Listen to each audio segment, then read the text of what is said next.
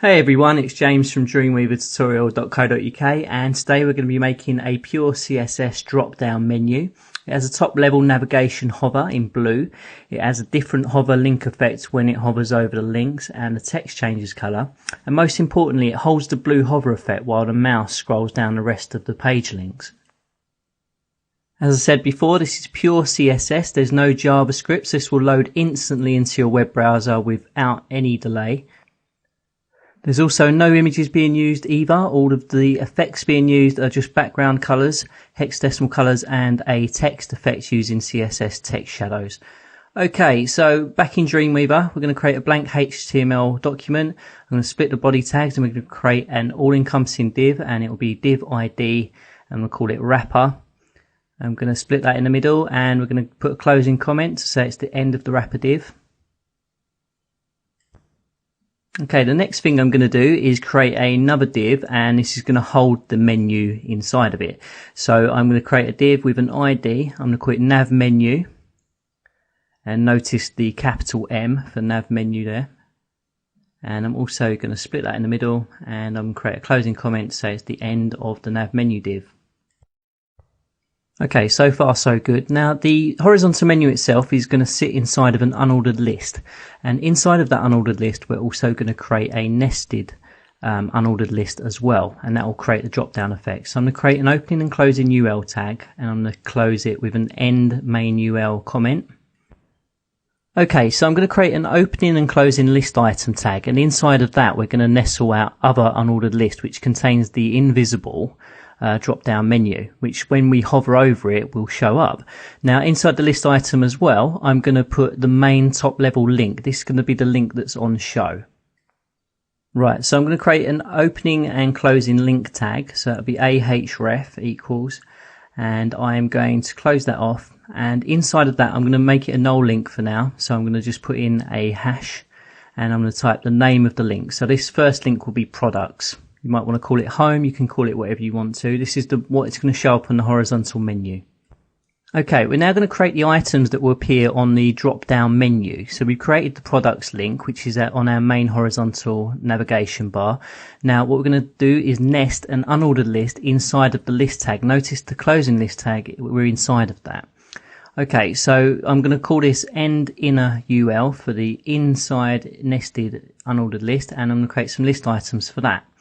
And inside each list item, I'm going to create an ahref tag, and I'm going to put a name of the link that I want it to be. So I'm also going to create that as a null link with the hash there, and I'm going to put link item.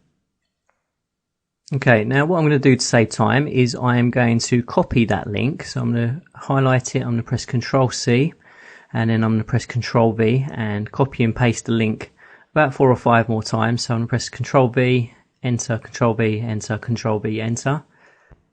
Okay, so if I now go and press refresh or click inside of design view, you'll see that the list items appear, the link items appear just below that products section of the horizontal menu. Okay, so we're doing quite well here, so far so good. So this is what we've created, an unordered list. We've put a main horizontal list item, and inside of that list item we've nestled another unordered list. Okay, so let's create some CSS rules now. I'm going to highlight the nav menu. I'm going to create the new CSS rule. We're going to define it in a new style sheet. And I'm just going to save that into a CSS folder I created earlier. So you can save that into your CSS folder too. I'm going to call it drop down and press save. Okay, now I'm going to press OK. We'll go in hand code. So I'm going to go and click just to the right of the source code there into the CSS file we just created.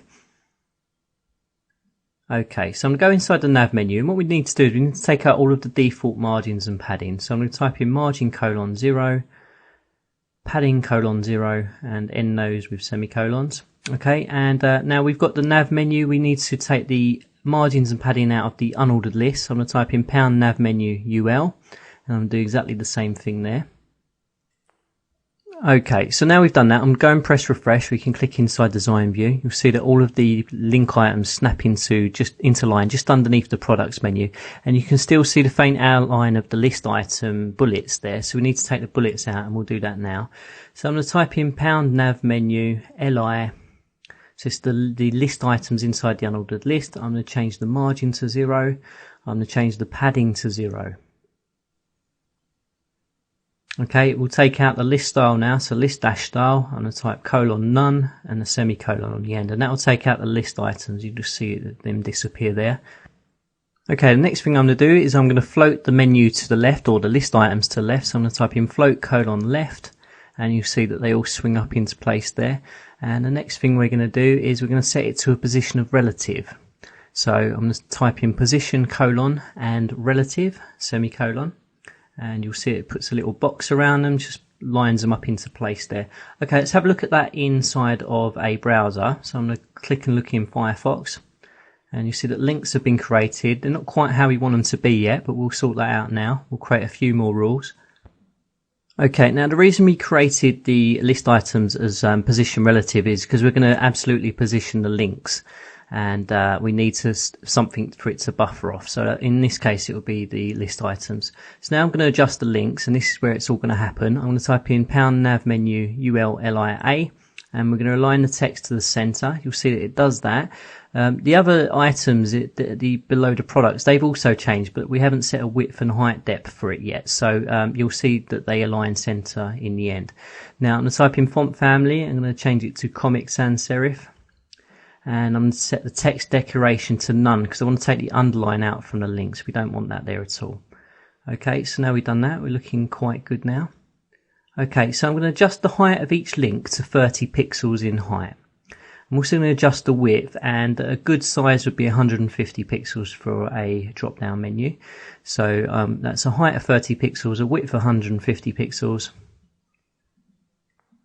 Okay, so I'm going to display it block, which is the reason we put in height and width, and you can see that it now takes up a 30 pixels height and 150 pixels width for each link. So that means you don't have to roll over all of the text just to get the rollover effect. You can roll over anywhere within that box.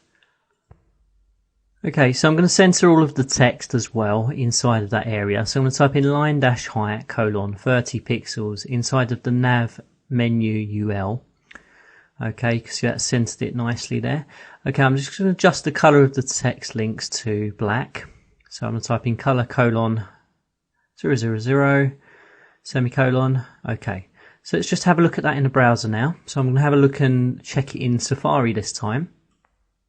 Okay, so we've done quite a bit to this text so far in the links. So we've taken the list style items, the bullet lists out. We've taken the underlines out. We've set the display to block. And we've also changed the font family. Now let's set the functionality that makes the drop down hover effects work. So I'm going to type in #nav menu. I'm going to target the unordered list inside of the unordered list. So this is the nested list we're going to target. And I'll show you in the source code. We've got the main unordered list there. Okay, and we're going to target the unordered list which is inside of the unordered list. This is the nested list. That's why we're typing #nav menu UL. Okay, so the first thing I'm going to do is I'm going to set the positioning of the nested list, the unordered list inside of the unordered list, to position of absolute. So I'm going to type in position colon absolute and click refresh, or click inside of design view. You'll see that all of the list items drop down below the products list.